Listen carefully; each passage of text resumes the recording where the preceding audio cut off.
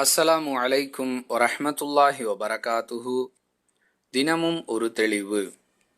இஸ்லாத்தை தழுவி வரக்கூடியவர்களில் சிலர் மீண்டும் தங்களுடைய பழைய நிலைக்கு திரும்பி விடுகிறார்களே, இதற்கான காரணம் என்ன என்று ஒரு கேள்வி கேட்கப்பட்டிருக்கிறது.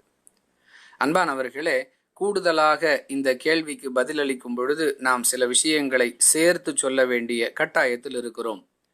வேற்று மதங்களிலிருந்து இஸ்லாத்தை ஏற்கக்கூடியவர்கள் மட்டுமல்ல, பெயரளவில் முஸ்லிம்களாக இருந்து கொண்டிருக்கும் நிலையில் இதுதான் சத்தியம் என்று தெரிந்து சரியான இஸ்லாத்தை பின்பற்றக்கூடியவர்களில் சிலரும் இவ்வாறு பழைய நிலைக்கு திரும்புவதை பார்க்கிறோம். ஏன் இவர்களுடைய நிலைகள் இவ்வாறு மாறுகின்றன என்பதே இந்த கேள்வி. அன்பானவர்களே, இது குறித்து அல்லாஹ் திருக்குரானில் 47வது அத்தியாயத்தின் 25வது வசனத்தில் மிக தெளிவாக பேசுகிறான்.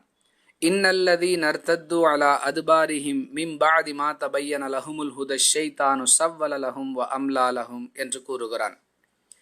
இதுதான் நேர்வழி என்று தெளிவான பின்னரும் புறமுதுகு காட்டி யார் தங்களுடைய பழைய நிலைக்கு திரும்புகிறார்களோ அவர்களுக்கு அதை அல்லாஹ் அழகாக்கி காட்டுகிறான், அவர்களுக்கு ஆசை வார்த்தைகளை கூறுகிறான் என்று அல்லாஹ் விளக்கமளிக்கின்றான். இஸ்லாத்தை தங்களுடைய வாழ்க்கை நெறியாக ஏற்றுக்கொண்ட பிறகு அல்லாஹுக்கு ஆற்ற வேண்டிய கடமைகளை முறையாக நிறைவேற்ற வேண்டும். அடியார்களுக்கு ஆற்ற வேண்டிய கடமைகளை முறையாக நிறைவேற்ற வேண்டும். எது ஹராம் எது ஹலால் என்று இஸ்லாம் சொல்லுகிறதோ அவற்றை பேணி வாழ வேண்டும். இவ்வாறு நடப்பது சிலருக்கு சிரமமாக தெரியும். இது போன்ற நிலையில் ஷைத்தான் உன்னுடைய பழைய நிலையில் நீ நிம்மதியாக இருந்தாய் என்று அதை அழகாக்கி காட்டுவான். மீண்டும் நீ அங்கு சென்று விட்டால் பழையபடி நிம்மதியாக இருக்கலாம் என்று ஆசை வார்த்தைகளை கூறுவான்.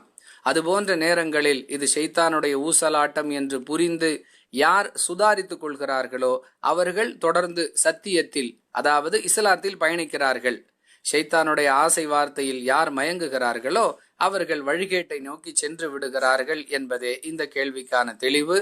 அல்லாஹ் நம்மை பாதுகாக்க வேண்டும் என்பதற்காக தொடர்ந்து பிரார்த்தனை செய்து கொண்டே இருக்க வேண்டும். ஏனெனில் யார் இரையச்சமுள்ளவர்களாக இருக்கிறார்களோ அவர்களுடைய இறுதி முடிவே நல்லதாக இருக்கும் என்று அல்லாஹ் கூறுகிறான். வாஹிரு தஅவானா அனில் ஹம்துலில்லாஹி ரப்பில் ஆலமீன். அஸ்ஸலாமு அலைக்கும் வரஹ்மத்துல்லாஹி வபரகாத்துஹு.